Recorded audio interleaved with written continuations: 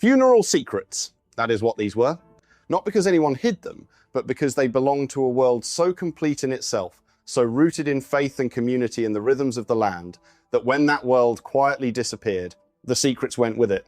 And almost nobody noticed. This video is about 25 funeral customs that Christian families in rural America practiced between roughly 1,850 and 1,940.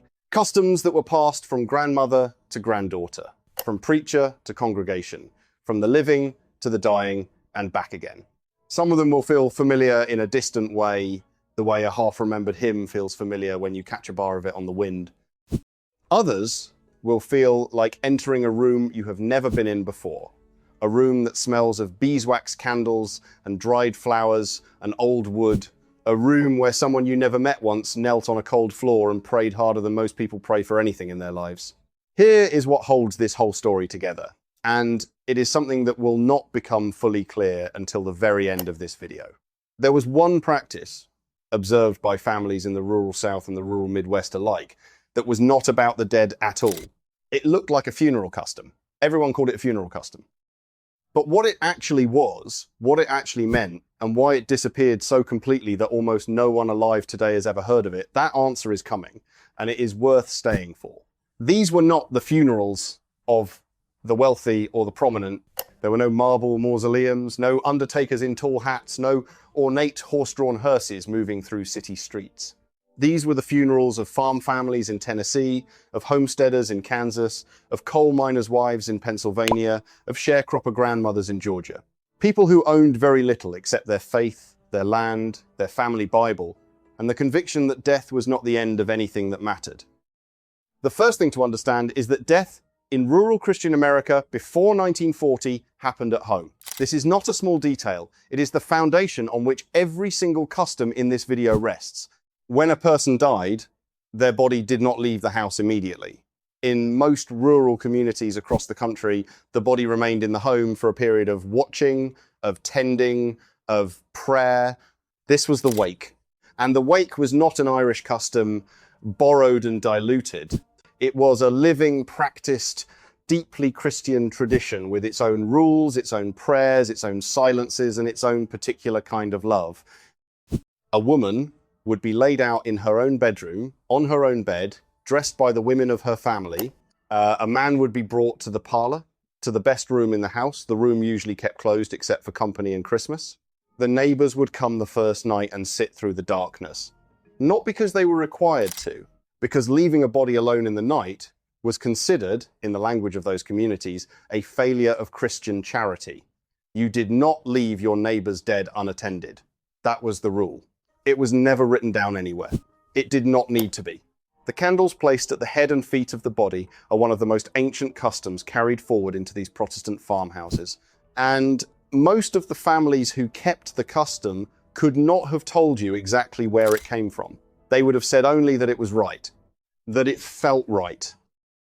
The light was a symbol of the soul's passage and the warmth of it in a cold room on a winter night in Ohio or Missouri or the hill country of Arkansas was something that everyone in that room felt in their chest without words.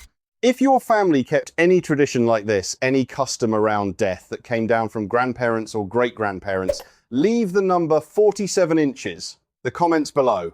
It lets us know you're still here, and we would be honored to read what you remember. There was a moment in the wake, usually somewhere in the middle of the night, when someone would open the family Bible, not to a passage chosen ahead of time, not to a funeral text prepared by a minister. The person who reached for the Bible, often the oldest woman in the room, often the mother or the grandmother, would open it to whatever page it fell open to, and she would read aloud by candlelight. The 23rd Psalm was read more than any other passage at these night watches. The Lord is my shepherd, I shall not want.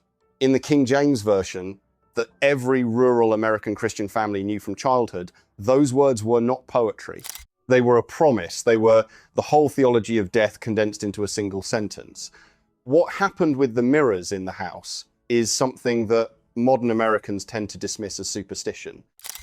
But it was not superstition in the communities that practiced it. When a death occurred, every mirror in the house was covered. In some communities, cloth was draped over them immediately. In others, the mirrors were simply turned to face the wall. The reason given, when a reason was given at all, was that the soul should not be distracted on its journey. That vanity, even the unconscious vanity of catching one's reflection, had no place in a house of mourning. This was a house where God was present. And in God's presence, what did it matter what you looked like? The clocks were another matter entirely. In many rural households across the South and the Midwest, every clock in the house was stopped at the moment of death. Stopped and left stopped until after the burial. Time itself was suspended out of respect. The living did not move forward while the dead were still in the house. That is what it meant. Not in an explicit theological sense, in the way that faith lives in the body and in the hands, not only in the mind. The women who washed and prepared the body were specific women. They were known in every community. They were not professional. They received no payment that was spoken of openly. Sometimes a jar of preserved fruit was left on their porch a week later. Sometimes a cut of meat from the autumn slaughter. They were called in the way a neighbor is called for any act of love, quietly, and with the understanding that they would come. These women prayed while they worked. This was not incidental. It was the entire point. The preparation of a body for burial was understood as a sacred act, continuous with the anointing of the dead in the gospel accounts. What these women were doing with their hands and their prayers in a cold bedroom in rural Indiana in 1902 was, in their own understanding, a participation in something very old and very holy. There is a detail here that almost no one speaks about anymore, and it is this. The women who prepared the dead were almost always the same women who had attended the births in that community. The same hands that had received new life into the world were the hands that prepared the dead for burial. In rural America, that was not a coincidence anyone considered remarkable. It was simply the shape of a life fully given to the community. The singing at a wake began quietly and without announcement. Someone would start a hymn, usually something slow, usually something from the collection that Isaac Watts had given to the English-speaking Protestant world in the early 18th century. "O God, our help in ages past," was sung at more rural American deathbeds and wakes than any historian has ever been able to count. Fanny Crosby, whose hymns were appearing in every rural church hymnal by the 1870s, gave these communities "Safe in the Arms of Jesus," published in 1868, which became one of the most widely sung hymns at the wakes and funerals of children. And there were many, many children's funerals.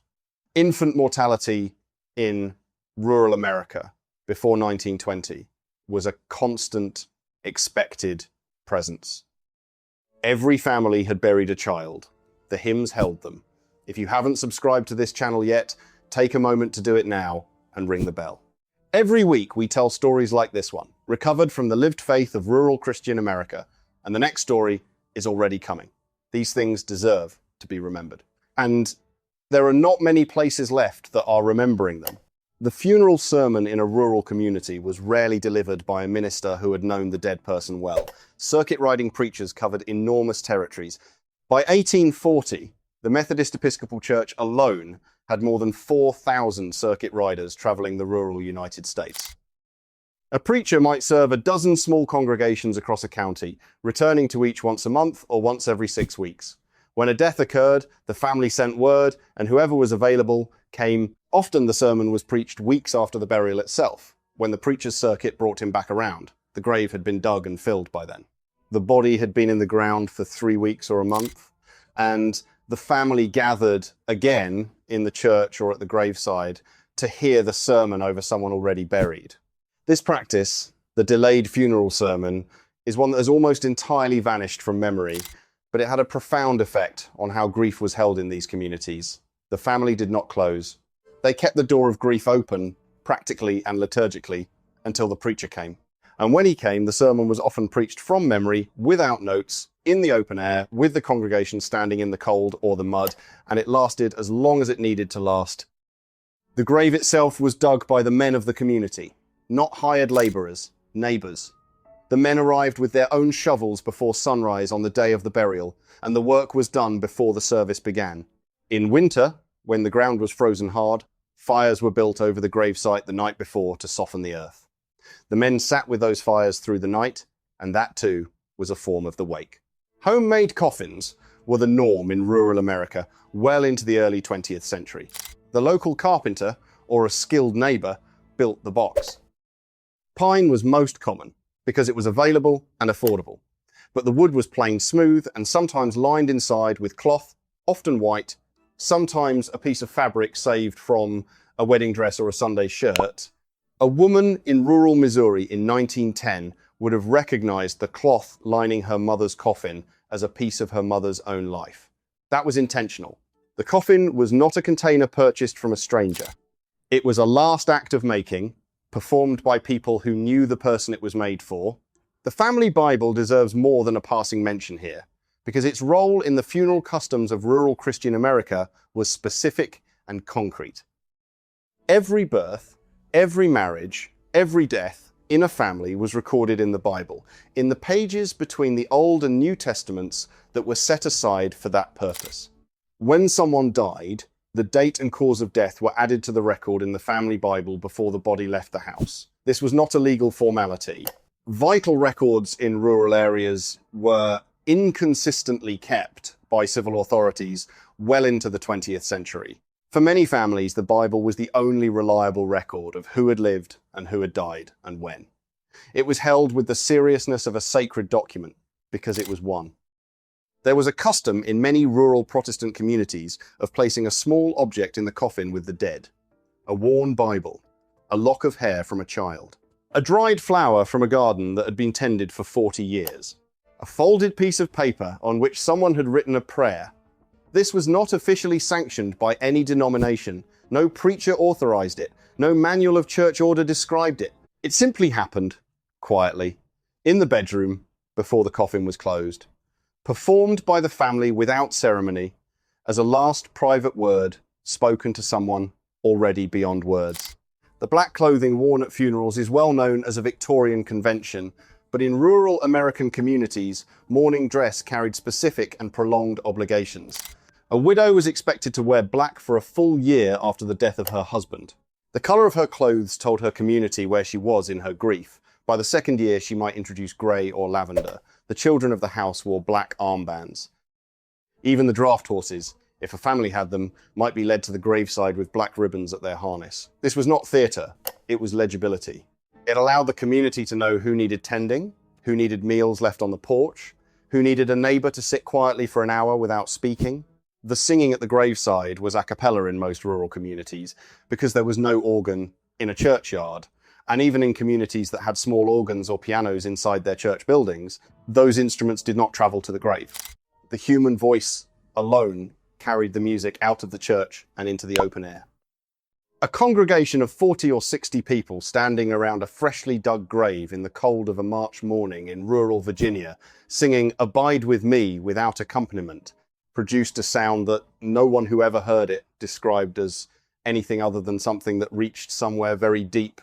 One of the practices that has been most completely forgotten is what was called, in various communities across the South and the Appalachian region, the death watch prayer. This was different from the wake. It occurred before death, not after. When a person was known to be dying, when it was clear that the end was near, members of the family and close neighbors would gather in the room and pray, continuously, in rotation, so that the dying person was never without a voice praying over them. The prayer did not stop. When one voice grew tired, another took it up. This could continue for hours, sometimes for a full day and night. The dying person, even if unconscious, was believed to be held in prayer the way a newborn is held in arms. The hands were invisible, but the holding was real. The grave markers in rural community cemeteries before 1900 were almost universally made by hand. Carved wood, field stone, hand-cut limestone slabs. A stone carver might travel through a county once a year taking commissions. A family too poor or too remote to wait for him would cut a wooden marker themselves, paint the name in tar or in commercial black paint if they had it, and know that it would not last. There are cemeteries in the rural South and the Midwest today where rows of unmarked field stones stand as the only evidence that people lived and died and were loved and buried there. The names are gone. The faith that placed those stones is not The food brought to a bereaved family in the days following a death was an act of theology dressed as hospitality. It was not a social gesture. It was a practiced, conscious fulfillment of the command in the Epistle of James to show faith through works. A family in mourning could not cook. They could barely stand. The women of the congregation arrived with what they had: bread, pies, smoked meat, preserved vegetables from their own cellars. The meals that appeared on a grieving family's table in rural America were assembled from a dozen kitchens, carried through cold or mud or summer heat, and left without the need for acknowledgement. That is what faith looked like at a practical level. Not in the church. At the door, there was a specific prayer said by the women who brought food to a bereaved household, said quietly at the threshold before they knocked or before they set the food down and turned to leave. No printed record of this prayer survives in any systematic form, but accounts of it appear in the letters and diaries of rural women across the 19th century. It asked only that the food nourish the body of the grieving and that God receive the offering as the poor thing it was, not enough, never enough, but all that was at hand. The humility of that prayer is one of the most Christian things in this entire story. The children of the household were not removed from the presence of death. They were not sent to a neighbor's house while the adults managed the grief. They were present. They sat with the body. They helped prepare the food for the wake. They held the hands of the bereaved, a child of 6 or 8, in a rural American household in 1895, understood what death looked like, what it smelt like in a closed room in August, what it sounded like when adults wept without restraint. This was not cruelty. It was preparation. A faith community that believed in resurrection did not hide death from children. It taught them, in the most direct way possible, what resurrection was an answer to. The cemetery itself, in almost every rural Protestant community, was located adjacent to the church. The church and the churchyard were a single unit. You worshipped every Sunday within sight of where your parents were buried, within sight of where you yourself would one day lie. The dead were not removed from the community of the living. They were placed at its edge, close enough to see on a Sunday morning, close enough that children playing after the service ran between the gravestones without thinking twice. This arrangement was not accidental. It was a spatial theology. The resurrection was not a doctrine studied in a classroom. It was a stone you walked past every week. Grave tending was a communal act. Twice a year in most communities, in the spring and again in the autumn, the congregation gathered not for worship, but for work. They brought tools and cleared the graves of weeds and overgrowth, repainted or repaired wooden markers, planted flowers. This day was often called Decoration Day in the South and Midwest, and it predates by decades the national observance of Memorial Day. It was not a patriotic custom in its origins, it was a Christian one. The dead were cared for by the living because the living believed they would see them again and wanted to have been faithful in the waiting. The specific grief of a mother who had lost an infant was handled in rural Christian communities with a precision that is almost startling to encounter in historical records. The child's grave was the smallest in the churchyard, and it was tended separately, specifically, with particular care. Mothers who had lost infants often planted white flowers on those graves exclusively. White rose of Sharon, white phlox, small white asters. The whiteness was deliberate. It meant innocence received directly into the presence of God without the intervening work of a long life. There was comfort in that theology for women who had carried a child and lost it. Terrible comfort, but real. Here is where the story returns to the practice mentioned at the beginning of this video. The one that looked like a funeral custom, that everyone called a funeral custom, but was not really about the dead at all. In communities across rural Tennessee, Kentucky, Georgia, and the Carolinas, and in scattered settlements as far north and west as southern Illinois and Indiana, there was a practice that took place in the months and sometimes the years after a significant death in a community. Families would gather in the home of the bereaved, not for a wake or a memorial, but for what was called a singing. A shape note singing, in most cases, though the name varied. They brought their sacred harp hymnals or their Christian harmony books, the old editions worn thin at the spines, and they sang the old modal hymns for hours in the 4-part harmonies that those books preserved. What made this different from an ordinary singing was the intent. The singing was understood as a gift to the grief. Not a comfort, exactly, not a distraction. Something more specific, a filling of the space that the dead person had left in the room, the voice that was missing was replaced temporarily by the voices of the community. The harmony that had a hole in it was made whole again for an evening by people who knew the shape of the loss and chose music as their answer to it. The Sacred Harp tradition, with its roots in the 18th century and its survival into the 20th in rural southern communities, preserved this practice longer than almost any other. And when those communities dispersed, when the young moved to cities, when the old shape notebooks were left in church closets and forgotten, the practice went with them. That is what was lost. Not just a custom, a technology of grief built on faith and music, and the willingness of a community to sit with loss rather than manage it from a distance. Leave a comment below and tell us which of these 25 practices stayed with you the longest after the video ended. Or share a funeral tradition that came down in your own family, something your grandparents or great-grandparents kept without explaining it, something that only makes sense now. We read every single one. If this video taught you something worth carrying forward, give it a like. It helps us keep finding and telling these forgotten stories of American faith. And share it with someone who still remembers what it meant to live close to both the living and the dead, the way those families did. There is a question worth sitting with after this video ends. When those families covered the mirrors and stopped the clocks and sang through the night and dug the grave by hand and prayed without stopping over the dying, what did they understand about death and faith and community that the rest of the world has since decided it can do without? They understood that death was not a problem to be solved by professionals. It was a passage to be witnessed by the faithful, and witnessing required presence. Presence required love. Love required time and cold hands, and a voice that did not stop singing until the silence was ready to be filled with something other than grief. That is what they knew.